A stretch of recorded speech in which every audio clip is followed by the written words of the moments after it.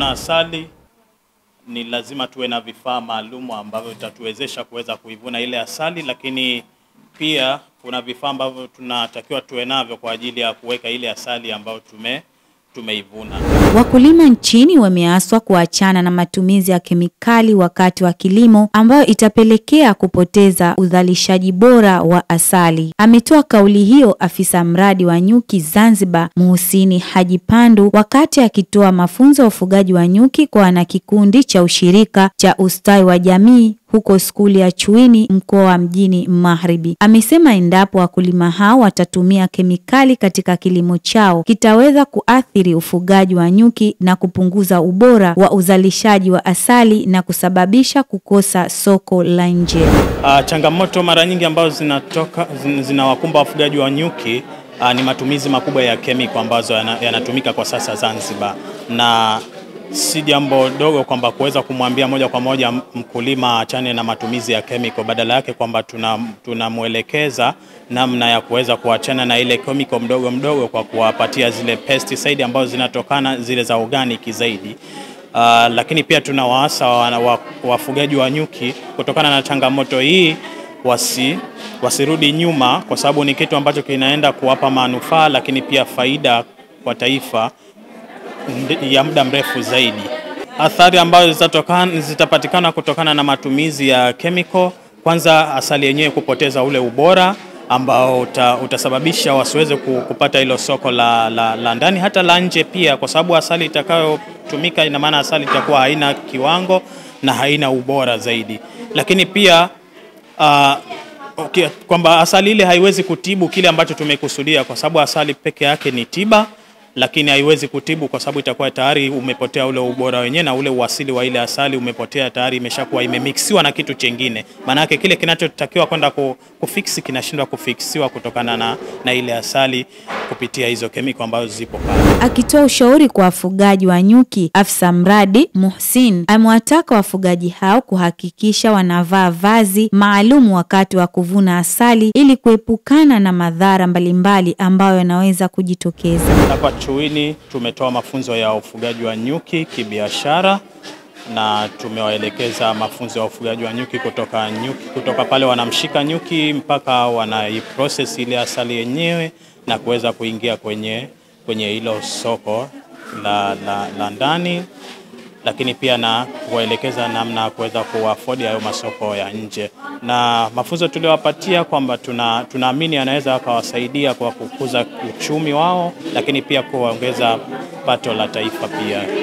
Kwa upande wao, washiriki wa mafunzo hayo Abdalla Rashid Abdalla na Mwamke Juma Silima wamesema kupitia mafunzo hayo wamehamasika kwa kiasi kikubwa na kuchukua jitihada katika ufugaji wa nyuki ili kujiinua kiuchumi na kukuza pato la taifa nchini.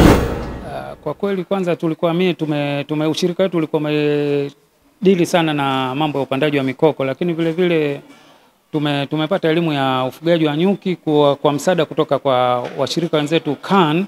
Wametupa msaada kutuletea walimu kwa ajili ya kutufundisha jinsi ya ufugaji wa nyuki, na mpaka sasa hivi nimepata elimu nzuri sana tu ya ufugaji wa nyuki. Mfano sasa hivi kwa sababu pia Khan wametupatia mizinga, tumeenda tumetega mizinga. Vile vile ninajua athari ya nyuki na faida ya nyuki, kwa sababu nilikuwa sijui kama nyuki ana faida vile vile ni tiba kwa binadamu. Jamii naiambia kwamba wasichukulie nyuki kama adui, wachukulie nyuki kama rafiki, kwa sababu kutokana na mafunzo niliyopata nyuki ni rafiki, tumweke kuwa rafiki wa karibu.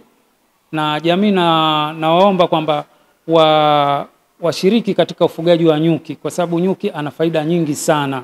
Sababu mimi nyuki sikujua kama anaweza kutoa mpaka lipstick. Tunatengeneza lipstick kwa kutumiaji ya nta ya nyuki. Nyuki ana faida nyingi sana. Kwa hiyo jamii wasiweze kuathiri nyuki. Kwa hiyo ni marafiki zao. Lita asali kwa kweli kuna bei tofauti. Kwa sababu asali kwanza ziko za aina mbili. Unaweza kukuta asali ya nyuki wadogo, hii inakuwa na thamani kubwa sana. Na nyuki wakubwa vile vile ina thamani kutokana na ile asali yake. Kwa sababu hii asali ya nyuki wadogo ni tabu sana kuipata. Ukiipata lita moja basi wewe umefanya kazi kubwa sana. Kwa hiyo ina thamani kubwa sana na tiba kubwa sana kwa binadamu.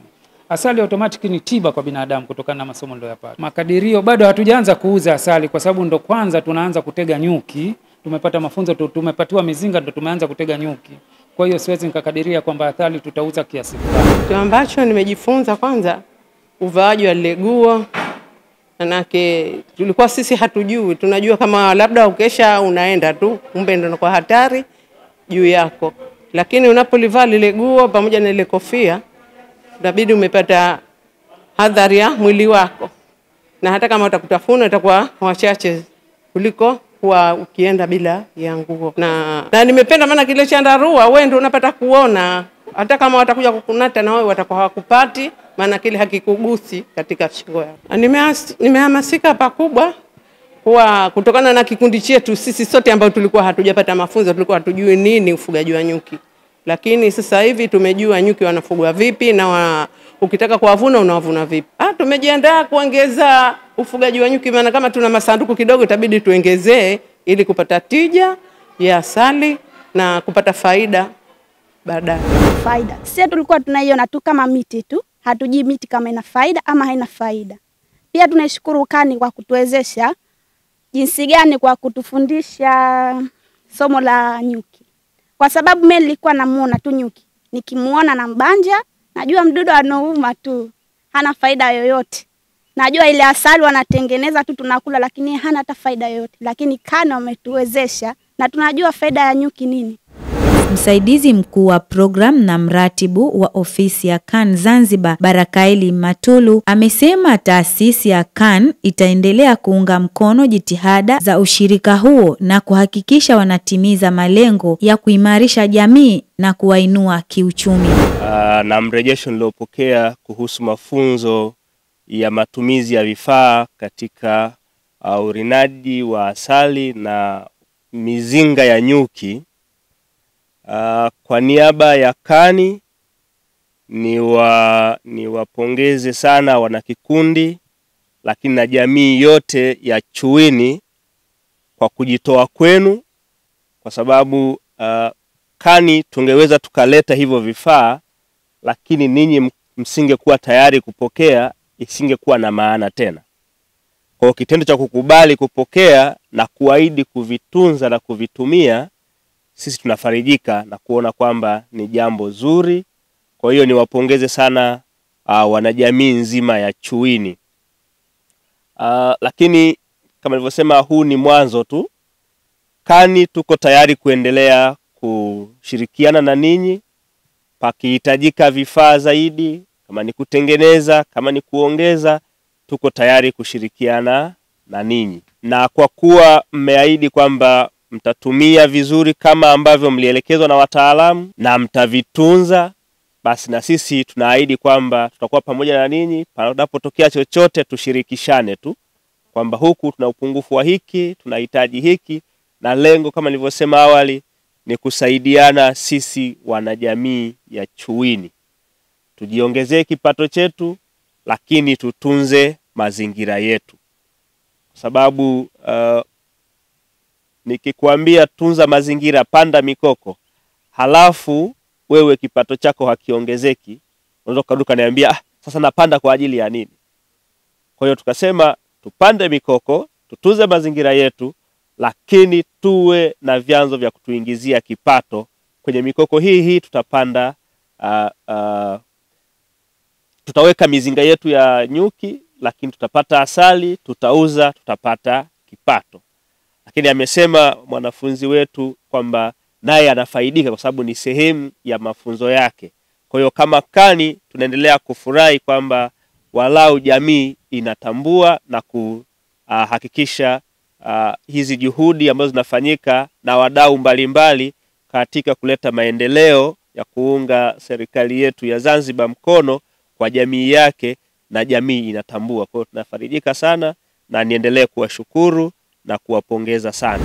Mafunzo hayo ya ufugaji wa nyuki ya kikundi cha ushirika cha ustawi wa jamii yamedhaminiwa na Jumuiya ya Climate Action Network Tanzania KAN. Mtazamaji wa KHD TV, toa maoni yako kuhusiana na video hii. Pia usisahau kusubscribe, kulike, kushare pamoja na kucomment. Zaitun Bakari, KHD TV, elimu ni hazina yetu.